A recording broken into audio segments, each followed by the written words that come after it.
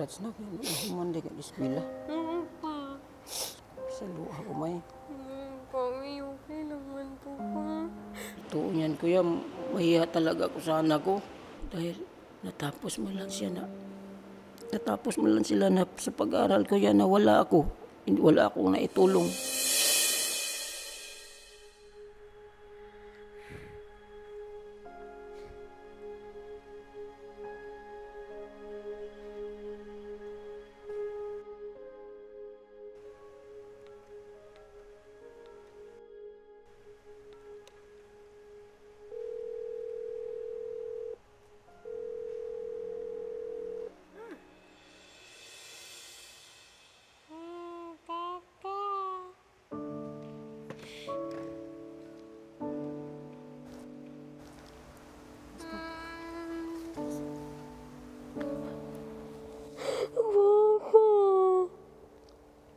Sino ako ay?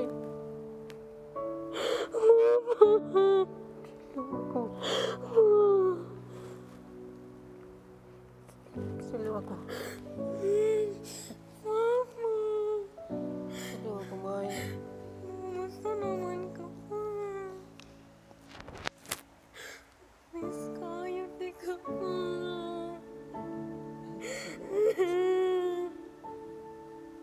Basta lang ka. Okay kayo po.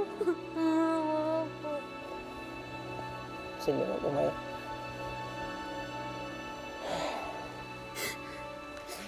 Kanap. Okay kayo ko po. Wala na akong eskwela.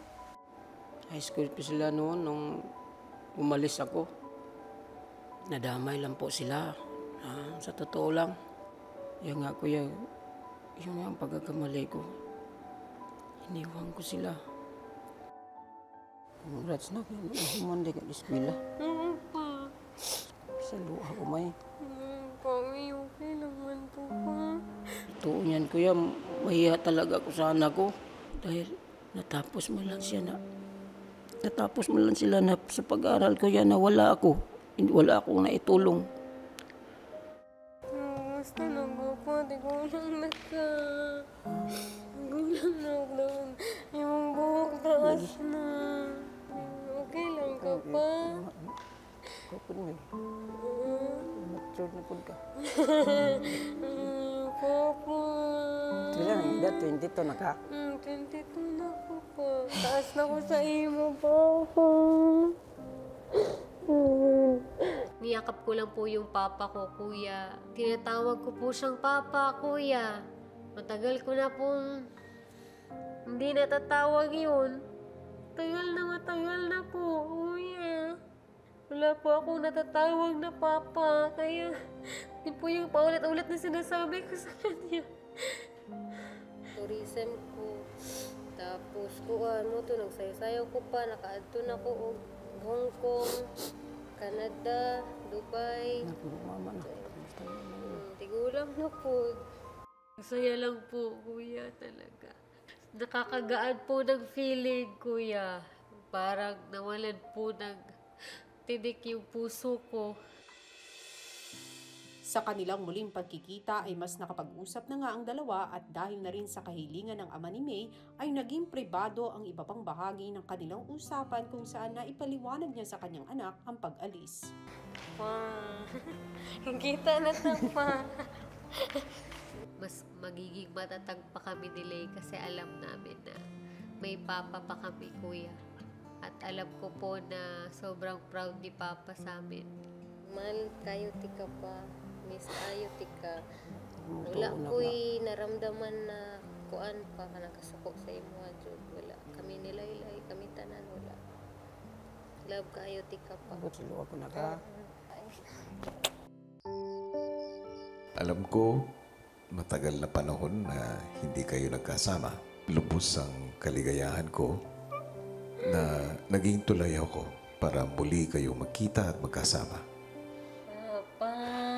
Nakadiri sa ko ang kilid pa. Kung katuog yun. Love you pa. Sa puntong ito, kailangan niyo na magpaalam. Naniniwala naman ako sa tamang oras, makikita pa kayo muli. Salamat po, kuya. Salamat, kuya.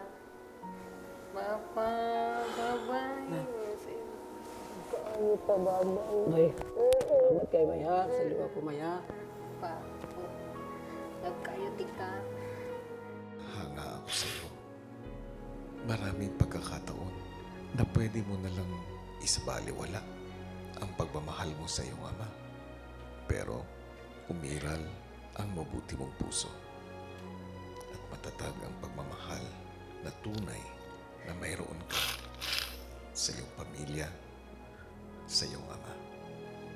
Gamitin mo itong lakas, May, para lalo kang lumaban habang nandito ka pa sa loob ng aking bahay.